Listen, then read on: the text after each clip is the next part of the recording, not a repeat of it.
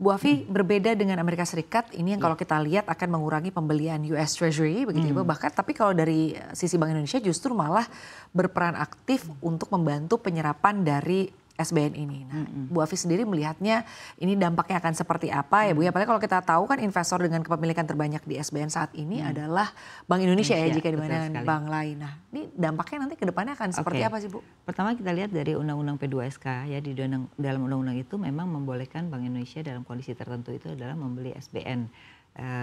Nah, kalau kita lihat memang pemerintah sedang banyak hutang tahun ini dan mengeluarkan obligasi sangat besar. Nah, ketika memang daya serap market itu rendah, cenderung Bank Indonesia menjadi salah satu gitu ya. Jadi itu memang sudah sesuai dengan undang-undang. Nah, saya rasa sejauh itu oleh Bank Indonesia nanti dikeluarkan dalam instrumen lain ya, misalnya kayak bank sedang butuh untuk kredit, itu likuiditas juga bisa diperoleh dari Bank Indonesia, saya rasa nggak apa-apa. Karena apa? Tetap uang itu berputar terkait dengan perekonomian, tidak hanya mengendap di Bank Indonesia. Itu yang paling penting sebenarnya. Kalau yang bahaya itu kan kalau beli SBN, kemudian pemerintahnya juga nggak belanja, berarti kan nggak ada peredaran uang ya. Sedangkan Bank Indonesia itu membeli juga membantu kondisi ekonomi sebenarnya gitu ya. Nah, jadi saya rasa ini amanat undang-undang yang harus dilakukan. Nah, memang kalau Amerika kan mereka sudah cukup banyak mengeluarkan pada saat itu membelinya cukup besar. Jadi mereka sudah, saya rasa sudah cukup ya, tidak ada hubungannya langsung seperti Indonesia, karena Indonesia ini punya kondisi yang berbeda dengan Amerika begitu. Jadi saya rasa itu sudah amanat, jadi saya rasa nggak masalah. Jadi bukan karena kita sedang krisis likuiditas, tapi itu hal yang biasa ketika tidak ada supply maka Bank Indonesia. Tapi nanti begitu ada supply, biasanya Bank Indonesia akan jual kembali gitu. Baik Bu, lalu selanjutnya menimbang situasi ke depan yang tentunya perlu kita waspadai ya Bu. Apakah ada ruang juga bagi perbankan untuk bisa meningkatkan kepemilikan dari SBN begitu Bu? Atau misalnya di sisi lain porsi kepemilikan SBN di perbankan ini berpotensi bertahan atau mungkin ke depannya bisa berkurang lagi. Tadi kan Bu Afi menyatakan bahwa ya untuk sementara ini karena mungkin demand-nya tidak terlalu banyak maka diambil alih oleh Bank Indonesia bukan Bu? Nah, cenderung begini, biasanya kalau Bank Indonesia itu tidak mendahului. Jadi biasanya kalau bank-bank itu membeli ya cenderung mereka nggak ada masalah gitu. Nah, sekarang ini bank biasanya begini, ketika awal-awal tahun cenderung kan kredit belum tumbuh ya.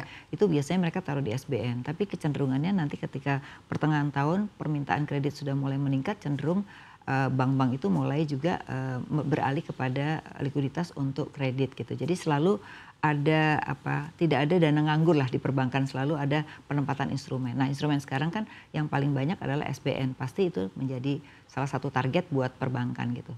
Dan Bank Indonesia juga membuat ruang gerak ya. Sekarang udah ada insentif-insentif yang diberikan agar bank juga bisa memberikan kredit kepada sektor-sektor tertentu begitu. Baik, lalu juga dikaitkan dengan pertumbuhan DPK ya Bu. Untuk saat ini kan boleh dikatakan pertumbuhannya cukup menantang ya Bu. Tanggapan Ibu terkait dengan hal ini seperti apa? Ini udah berlangsung 5-6 tahun. Pertumbuhan DPK lebih rendah daripada pertumbuhan dari kredit ya. Jadi kreditnya lebih tinggi begitu ya. Jadi memang ke depan yang kita sedang buat kajian itu adalah bagaimana instrumen perbankan itu bisa diperluas, tidak hanya instrumen deposito ya, kemudian tabungan saja, tapi bisa nantinya ke depan supaya apa, likuiditas di dalam negeri itu cukup besar gitu ya. Nah, mungkin ke depan juga Bank Indonesia bisa tidak di pasar primer tapi di pasar sekunder, supaya juga likuiditas itu bisa membantu likuiditas di lapangan, karena saat ini harus kita akui SRBI dan juga obligasi pemerintah ini juga cukup menyerap likuiditas perbankan gitu, dan itu sangat besar ya, dari tahun ke tahun makin meningkat gitu. Nah, ini mungkin nanti perlu ada duduk bersama supaya likuiditas itu tetap ample ada di perbankan begitu. Baik, Bu Afi mengamati pergerakan IHSG ya Bu ya. Kalau kita lihat ini sempat terkoreksi sampai dengan 7% begitu. Tapi kalau kita kaitkan dengan rupiah walaupun berada di zona pelemahan, terdepresiasi melawan dolar Amerika Serikat, tapi nampaknya cukup bisa bertahan ya. Bisa bertahan ya Bu ya di tengah koreksi IHSG yang cukup tajam gitu. Tanggapan Ibu terkait dengan hal ini. Tapi rupiah kan kalau kita lihat nih cukup betah juga Bu, bertengger di 16.500-an gitu. Nggak lebih dari itu ya? Tidak lebih dari itu, selalu berada di rentang itu untuk level support dan juga resistennya. Yang pertama harus kita akui bahwa DHI mulai berhasil ya, jadi 100%, hanya memang nantinya yang harus dipikirkan adalah supaya DHI ini nggak nganggur, bisa digunakan untuk penjamin kredit ya, kemudian bisa dimanfaatkan kalau memang perusahaan itu butuh. Yang penting tidak terjadi aliran dana besar-besaran dalam bentuk US dollar. Itu salah satunya untuk menjaga rupiah kita saat ini ya, walaupun indeks terkoreksi gitu ya. Terus yang kedua juga kita lihat instrumen-instrumen Bank Indonesia sekarang juga akan ditambah yang berkaitan dengan US dollar.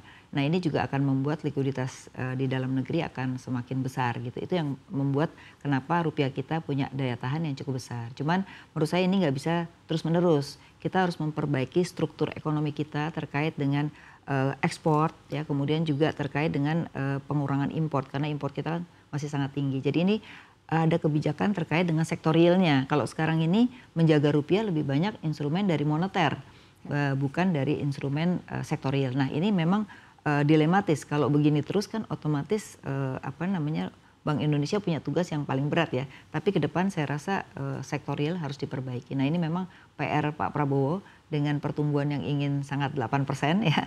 Kemudian hilirisasi dan berbagai program saya rasa itu harus direalisasi dengan tahapan. Karena kalau nggak ada tahapannya saat ini maka untuk mencapai 8 itu nggak akan mungkin. Gitu. Baik, artinya saya sepakat ya tadi Bu Afi menyampaikan bahwa ini Bank Indonesia tugasnya cukup berat ya. Bagaimana untuk bisa membuat kebijakan mempertahankan rupiah ya. Betul. Agar tidak terus terdepresiasi melawan dolar Amerika Serikat. Bu Afi, ini kalau kita lihat nih kan dalam waktu dekat musim pembagian dividen akan ramai. Ini historisnya ya Bu Afi ini biasanya kan cukup besar ya uang atau falas yang keluar. Nah jika dikaitkan dengan pelemahan yang terjadi pada rupiah saat ini nih Bu, ini seperti apa? Artinya apakah ada situasi atau kondisi yang perlu diwaspadai atau diantisipasi oleh kita bersama ya terkait dengan pelemahan rupiah yang terjadi saat ini dan juga mungkin nanti setelah lebaran atau momen pasca lebaran ini nasib rupiah nih akan seperti apa Bu? Oke, kalau kita melihat dengan adanya obligasi memang cenderung biasanya di bulan April sampai Juni ya.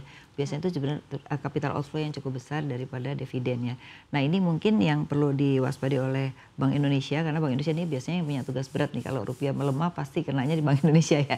Mungkin ini policy-policy yang sebenarnya harus dilakukan juga. Jadi berapa persen dari dividen itu harus diinvestasikan di dalam. Saya rasa itu juga aturan-aturan yang saya rasa perlu dipertahankan. Karena biar bagaimanapun kan mereka memperoleh dividen dari operasional di Indonesia gitu. Jadi ini saya rasa perlu dipertahankan supaya tidak semuanya keluar gitu ya. Nah saya rasa Bank Indonesia sudah memperhitungkan berapa banyak nanti mungkin kaitan dengan SVBI yang akan dikeluarkan ya supaya tidak terpengaruh dengan adanya dividen keluar. Karena itu tidak bisa kita hambat di mana itu adalah keuntungan yang memang biasanya selalu harus kembali kepada stakeholdernya gitu. Nah tinggal bagaimana kebijakan di dalam negerinya untuk memperhitungkan. Karena sekarang saya lihat Bank Indonesia sudah mulai melihat kebutuhan-kebutuhan setiap periode daripada pengusaha maupun investor asing. Sehingga mereka sudah bisa prediksikan bagaimana menjaganya. Nah saya rasa ini harus terus dijaga. Gitu. Baik, Bu, tapi mengamati pelemahan rupiah ini Bu, apakah Bu Afi melihat bahwa di sepanjang tahun ini juga akan menjadi tahun-tahun yang menantang bagi rupiah Bu Afi? Sangat. Sampai akhir tahun 2025 karena ini nanti kan Trump sudah mulai akan memberlakukan di bulan Mei ya. Mei, nah ini mulai ada peraturan bahwa pajak daripada korporasi di sana kan jauh lebih rendah. Nah ini kan kemungkinan ada daya tarik gitu ya. Tapi kan tahun depan ketika ini nggak mungkin dilanjutkan dong. Kalau ini dilanjutkan terus juga akan berdampak pada APBN-nya Amerika kan. Jadi kemungkinan di tahun 2006 pasti policy itu nggak ada lagi. Jadi mungkin sampai 2025 ini harus terus dijaga sampai akhir tahun karena kemungkinan bisa jadi capital outflow itu masih akan terus terjadi. Baik, lalu tadi Bu Afi menyampaikan bahwa ini memang akan menjadi tahun-tahun yang menantang bagi rupiah begitu Bu. Ini APBN juga diperketat ya Bu ya. Bagaimana dengan pertumbuhan ekonomi dan juga dampaknya bagi likuiditas nih Bu, perbankan ini seperti apa? Oke, jadi kalau terhadap pertumbuhan ekonomi sendiri saya rasa memang pemerintah perlu ada koreksi ya. Karena dengan efisiensi ini kalau terjadi terus-menerus belanja terlambat ya atau apalagi itu dampaknya kepada misalnya kayak hotel dan lain-lain. Betul. Nah itu harus dijaga, harus diperbaiki. Nah yang kedua kalau saya melihat gimana untuk menjaga rupiah, saya rasa memang pemantauan Bank Indonesia itu sekarang sudah terus-menerus sehingga ketika orang ada keluar uang sampai dalam jumlah tertentu itu kan harus melapor. Saya rasa itu hal yang bagus dalam kondisi saat ini ya.